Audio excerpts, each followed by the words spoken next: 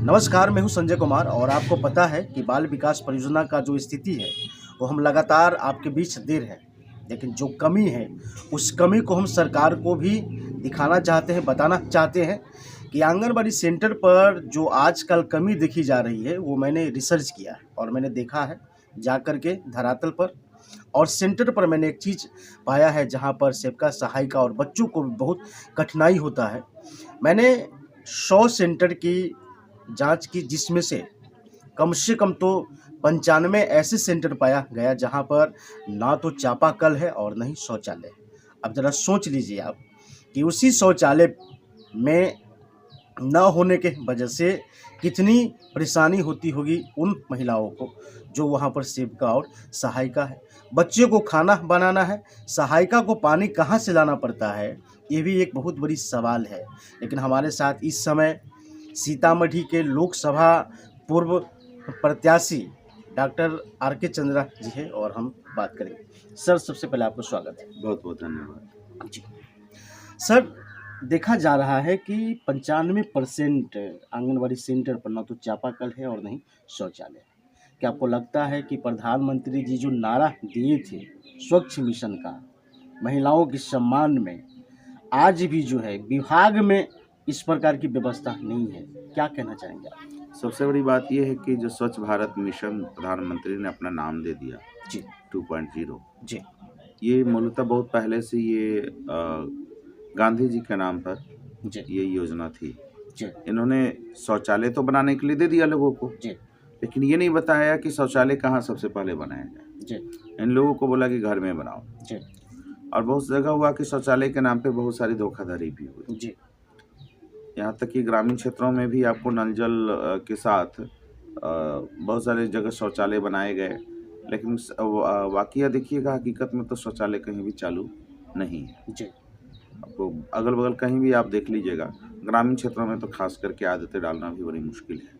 जी शौचालय के लिए टीवी पर प्रचार करना पड़ा, लेकिन इसमें एक बहुत बड़ी दिक्कत ये आई कि प्रधानमंत्री ने उन जगहों को चिन्हित करना पसंद नहीं किया जिस जगह से जीवन निर्माण होता है, जिस जगह से ही शौचालय में जाने की आदत अग्रिम पंक्ति में या अग्रिम बच्चों में, भविष्य के बच्चों में लगाई जा सकती है कि तुम्हारे पूर्वज जाते थे खेतों में, कोई बात नहीं है, तुम शौचालय में जाया करो, इससे स्वच्छ रहोगे।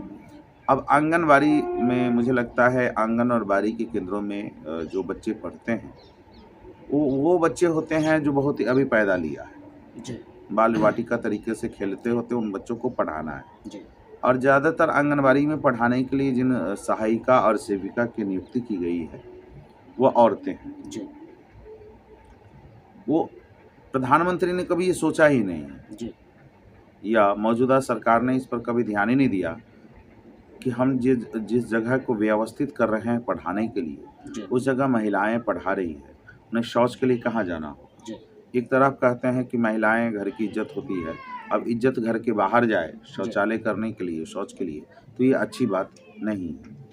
लेकिन दूसरी बात है, उन्होंने वहाँ छोटे बच्चे भी हैं, जी सहायिका भी है, भोजन निर्माण भी करना है बच्चों के लिए, छोटे बच्चों के लिए, उन्हें विभिन्न खाद्य सामग्री भी देना है जो पौष्टिक हो, ताकि हमारे नौनिहाल जो है आगे विकसित हो, विकास करे, शारीरिक तौर पे, मानसिक तौर पे और सामाजिक तौर पे विकास करे, वो समाज को जाने, शिक्षा के स्तर से जाने, किताबों से जाने। लेकिन वो सहायिकाओं को कितनी दिक्कतें होती है, किसी के घर में अगर पढ़ा रही है, ऐसे भी पढ़ा रही जहाँ शौचालय नहीं है, वो खेत में जाएगी, कितनी दिक्कतें होती है, कभी सोचा ही नहीं। और ये एक अहम बिंदु रहा है कि जिस जगह से पहले, सबसे पहले जहाँ निर्माण की जगह सोचना है, वो जगह है आपका विद्यालय। एक विद्यालय ही एक ऐसा जगह है जहाँ से मानव जीवन के उच्चतम विकास की प्रक्रिया का प्रारंभ होता है, जिसमें शैक्षणिक विकास के द्वारा सामाजिक या विभिन्न प्रकार के पहलुओं पर उसे हम सिखाते हैं। ये बहुत ही बड़ी कमी है, मेरे हिसाब से बहुत बड़ी कमी है, जिस तरफ सरकार ने ध्यान आकृष्ट नहीं किया, या सरकार के जितने भी मापदंड बनाने वाले, योजना बनाने वाले पदाधिकारी गण हैं, उसने सोचा ही नहीं। उसको तो ये रहा कि एक इस नाम पर योजना लगा दो, आंगनबाड़ी बना दो या शौचालय के नाम पर बना दो, और वहाँ जाकर के उसमें से जो पैसे आएंगे उसको खा जाना है। जनता का पैसा है, निकाल के खा जाना है। और इसको एक मैं व्यापक कमी के रूप में देखता हूँ कि सबसे पहले हम कहीं जाते हैं, किसी भी इलाके में जाते हैं कोई काम के लिए, तो हम लोग देखते हैं रहेंगे कहाँ, जी खाएंगे क्या, जी वहाँ शौच की व्यवस्था है कि नहीं, नहाने की व्यवस्था है कि नहीं, यानी साफ सुथरा होने की व्यवस्था है कि नहीं, उसके बाद ही हम काम की तरफ बढ़ते हैं जी। या किसी मिलन की तरफ बढ़ते हैं। तो जहाँ महिलाएं काम करें वहाँ तो सबसे पहले प्रबंध करना चाहिए। जी बिल्कुल।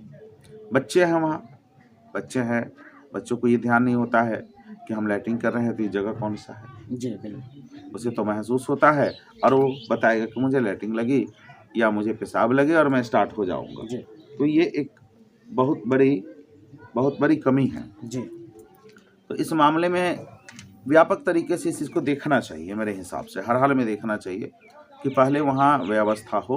विद्यालय में तो हर हाल में शौचालय की व्यवस्था होनी चाहिए, अस्पताल में सबसे ज़्यादा शौचालय की व्यवस्था होनी चाहिए, क्योंकि एक ऐसा जगह है जहाँ से मानव जीवन विकसित होता है। जी सर, ऐसा भी है कि आंगनबाड़ी सेविका और सहायिका के से ये जानकारी हुआ कि शौचालय के नाम पर जो उनका अधिकारी है सीडीपीओ, वो 6,000 रुपया पहले जो है ले चुकी है, लेकिन उसके बावजूद भी जो है शौचालय की व्यवस्था नहीं हो पाई। मतलब शौचालय के नाम पर भी जो है कमीशन पहले उठ गई, लेकिन अब तक शौचालय हुआ नहीं। क्या कहना चाहेंगे उन अधिकारी को? उन अधिकारियों पर कड़ी से कड़ी कार्रवाई होनी चाहिए, हर हाल में ऐसी कार्रवाई होनी चाहिए कि वो लोग दंडित हो, जी क्योंकि आपने पैसा तो खाया ही, जी लेकिन आपने उन बच्चों के भविष्य के साथ खेला, आपने उन महिलाओं की इज्जत के साथ खेला, जी जिन लोगों ने ये समाज का बीड़ा उठाया कि हमें पढ़ाना है, हमें लिखाना है, छोटे बच्चों के जीवन का ये करना है।